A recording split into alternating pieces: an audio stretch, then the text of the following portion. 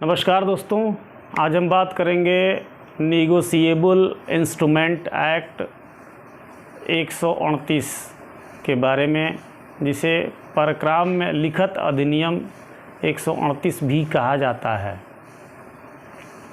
मूलतः यह अधिनियम चेक बाउंसिंग के रूप में जाना जाता है। चेक बाउंसिंग के केस के रूप में इसे हम सभी जानते हैं।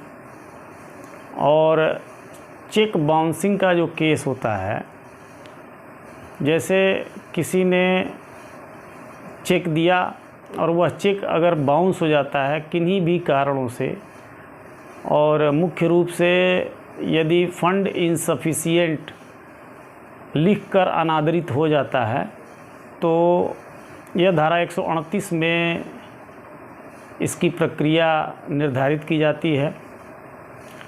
धारा 129 सीधे तौर पे फौजदारी का एक मुकदमा है, जिसके लिए आपको कोई एफआईआर करने की आवश्यकता नहीं पड़ती है। किसी के द्वारा आपको दिया गया चेक यदि बाउंस हो जाता है, तो आप एक लीगल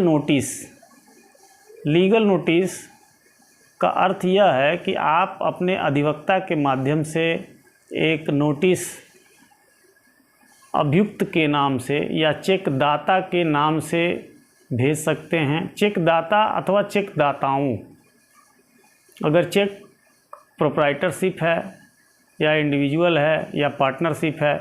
अगर पार्टनरशिप है तो उसमें जो पार्टनर्स हैं फर्म के नाम से आप देंगे, और फर्म में अधिकृत हस्ताक्षरी ऑथराइज सिग्नेटरी जो होगा, जितने भी लोग होंगे वो सबके नाम से नोटिस भेजेंगे। नोटिस के मजमून में ये लिखा जाता है कि हमारे मुवक्किल का जो भी रुपया, जितने भी रुपए का आपका चेक है, उस रुपए को आप 15 दिवस के अंदर अदा कर रसीद प्राप्त कर लेवें, अन्यथा हमारा मुवक्किल आपके विरुद्ध सक्षम न्यायालय में वाद दाखिल करेगा। दोस्तों, नोटिस प्राप्ति के बाद हमें 3 से 4 कार्य दिवस में इंतज़ार करना होता है कि नोटिस का जवाब आया कि नहीं आया, या नोटिस डिलीवर्ड हुई कि नहीं हुई।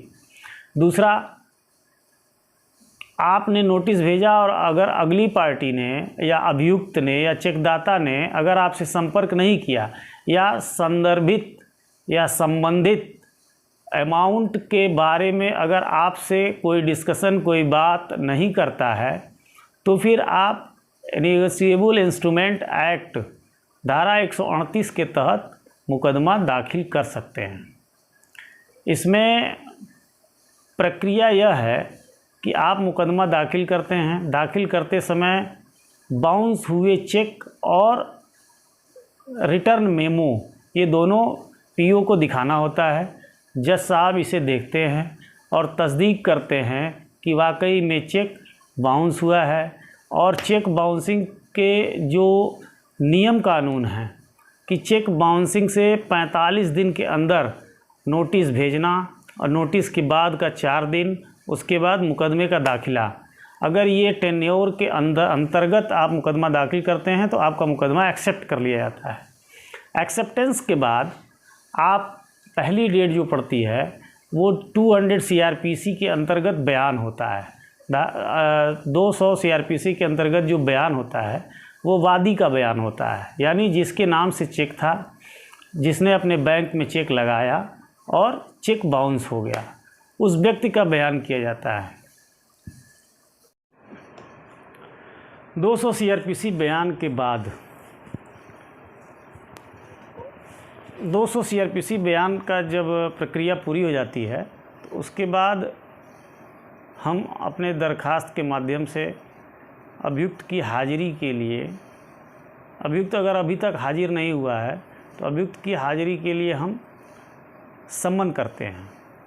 सम्मन 1 से 2 बार अगर सम्मन गया और अभियुक्त फिर भी हाजिर नहीं हुआ, तब जज साहब को दोबारा अदालत में नोटिस दरखास्त देने के बाद उसके खिलाफ वारंट होता है, जो जमानती वारंट होता है, BW बोलते हैं उसे, BW कराते हैं। BW के बाद NBW।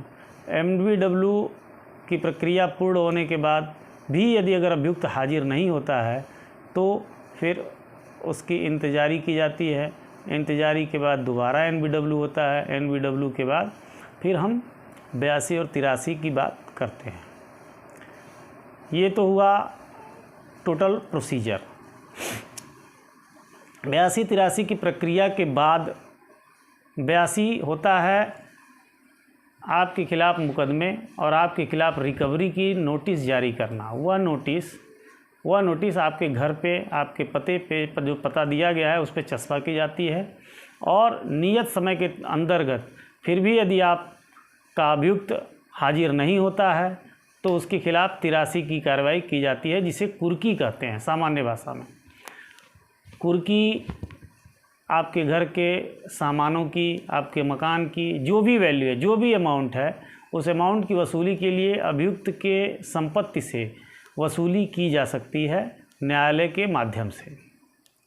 एक महत्वपूर्ण बात दोस्तों मैं आपको बता दूं कि जो चेक बाउंसिंग का ज्यूरिडिक्शन तय किया जाता है, वो चेक जिस भी बैंक में लगाया जाता है उस बैंक का ज्यूरिडिक्शन जिस थाना के अंतर्गत आता है और वो थाना जिस भी न्यायालय में देखा जाता है, उस थाने के मुकदमे जिस न्यायालय में देखे जाते हैं और उसी में आपका केस संचालित होता है।